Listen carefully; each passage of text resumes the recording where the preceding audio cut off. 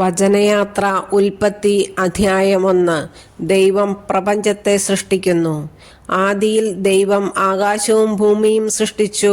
ഭൂമി രൂപരഹിതവും ശൂന്യവുമായിരുന്നു. ആഴത്തിനു മുകളിൽ അന്ധകാരം വ്യാപിച്ചിരുന്നു. ദൈവത്തിന്റെ ചൈതന്യം വെള്ളത്തിനു മീതെ ചലിച്ചുകൊണ്ടിരുന്നു. ദൈവം അരുളിച്ചെയ്തു, വെളിച്ചം ഉണ്ടാകട്ടെ. വെളിച്ചം ഉണ്ടായി. വെളിച്ചം നല്ലതെന്ന് ദൈവം കണ്ടു. അവിടുന്ന് വെളിച്ചത്തെ ഇരുളിൽ നിന്ന് വേർതിരിച്ചു.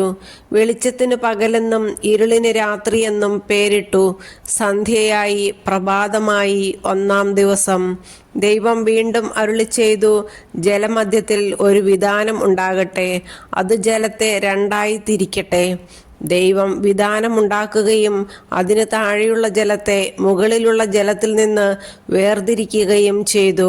അപ്രകാരം സംഭവിച്ചു. വിതാനത്തിന് അവിടുന്ന് ആകാശമെന്ന് പേരിട്ടു. സന്ധ്യയായി പ്രഭാതമായി 2-ാം ദിവസം. ദൈവം വീണ്ടും അരുളിച്ചെയ്തു, ആകാശത്തിന് കീഴിലുള്ള വെള്ളമെല്ലാം ഒരിടത്ത് ഒരുമിച്ച് കൂടട്ടെ. കര പ്രത്യക്ഷപ്പെടട്ടെ. അങ്ങനെ സംഭവിച്ചു. കരയ്ക്ക് ഭൂമി എന്നും ഒരുമിച്ച് കൂടിയ ജലത്തിന് കടലെന്നും ദൈവം പേരിട്ടു. അത് നല്ലതെന്ന് അവിടുന്ന് കണ്ടു.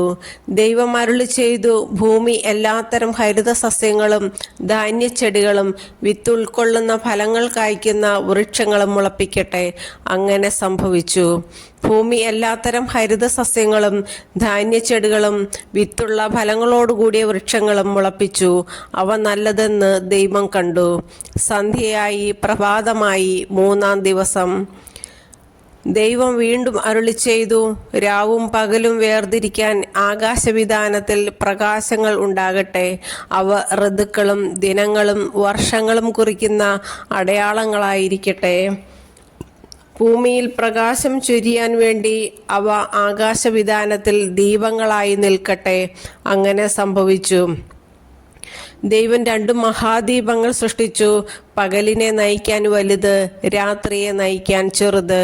നക്ഷത്രങ്ങളെയും അവിടുന്ന് സൃഷ്ടിച്ചു. ഭൂമിയിൽ പ്രകാശം ചൊരിയാനും രാവിനെയും പകലിനെയും നിയന്ത്രിക്കാനും വെളിച്ചത്തെ ഇരുളിൽ നിന്ന് വേർതിരിക്കാനും ദൈവം അവയെ ആകാശവിതാനത്തിൽ സ്ഥാപിച്ചു. അത് നല്ലതെന്ന് ദൈവം കണ്ടു. സന്ധ്യയായി പ്രഭാതമായി 4-ാം ദിവസം. ദൈവം വീണ്ടും അരുളിച്ചെയ്തു, വെള്ളം ജീവജാലങ്ങളെ പുറപ്പെടുവിക്കട്ടെ. പക്ഷികൾ ഭൂമിക്ക് മീതെ ആകാശവിതാനത്തിൽ പറക്കട്ടെ. അങ്ങനെ ദൈവം ഭീമാകാരങ്ങളായ ജലജന്തുക്കളെയും കടലിൽ പറ്റം ചേർന്ന് ചരിക്കുന്ന സകലവിധ ജീവികളെയും എല്ലാത്തരം പക്ഷികളെയും സൃഷ്ടിച്ചു. അവ നല്ലതെന്ന് അവിടുന്ന് കണ്ടു. ദൈവം അവയെ ഇങ്ങനെ അനുഗ്രഹിച്ചു, സമൃദ്ധമായി പെരുകി കടലിൽ നിറയുവിൻ.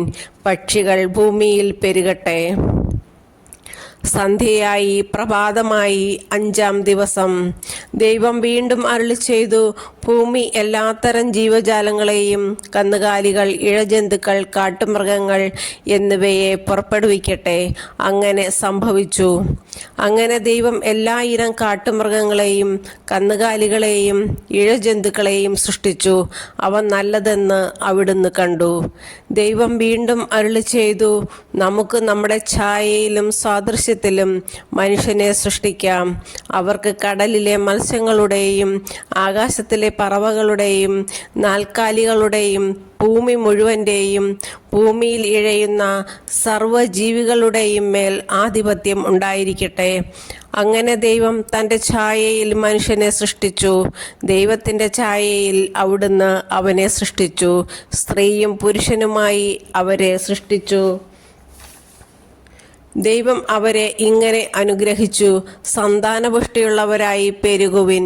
ഭൂമിയിൽ നിറഞ്ഞ് അതിനെ കീഴടക്കുവിൻ. കടലിലെ മത്സ്യങ്ങളുടെയും ആകാശത്തിലെ പറവകളുടെയും ഭൂമിയിൽ ചരിക്കുന്ന സകല ജീവികളുടെയും മേൽ നിങ്ങൾക്ക് ആധിപത്യം ഉണ്ടായിരിക്കട്ടെ. ദൈവം അരുളിച്ചെയ്തു, ഭൂമുഖത്തുള്ള ധാന്യം വിളയുന്ന എല്ലാ ചെടികളും വിത്തുൾക്കൊള്ളുന്ന പഴങ്ങൾ കായ്ക്കുന്ന എല്ലാ വൃക്ഷങ്ങളും ഞാൻ നിങ്ങൾക്ക് ഭക്ഷണമായി തരുന്നു. ഭൂമിയിലെ മൃഗങ്ങൾക്കും ആകാശത്തിലെ എല്ലാ പറവകൾക്കും ഇഴജന്തുക്കൾക്കും ജീവശ്വാസമുള്ള സകലതിനും ആഹാരമായി ഹരിതസസ്യങ്ങൾ ഞാൻ നൽകിയിരിക്കുന്നു. അങ്ങനെ സംഭവിച്ചു. താൻ സൃഷ്ടിച്ചതെല്ലാം വളരെ നന്നായിരിക്കുന്നുവെന്ന് ദൈവം കണ്ടു. സന്ധ്യയായി, പ്രഭാതമായി, 6-ാം ദിവസം.